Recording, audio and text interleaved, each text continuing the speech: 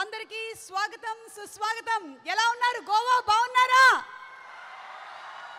సంతోషం అనేటువంటి ఒక పత్రికని స్థాపించారు మన కొండేటి సురేష్ గారు.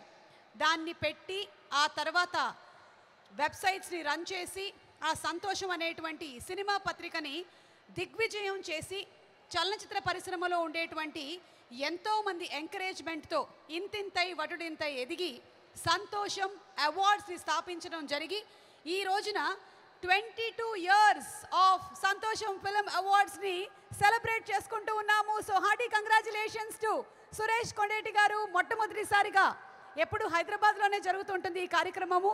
గోవాకు వచ్చి ఈ కార్యక్రమాన్ని జరపడం అనేది ఫర్ ద ఫస్ట్ టైం జరుగుతుంది. సో ఎల్లరిగే స్వాగత. చెన్నాగిదిరా எல்லாருக்கும் சுகம் தன்னையோ?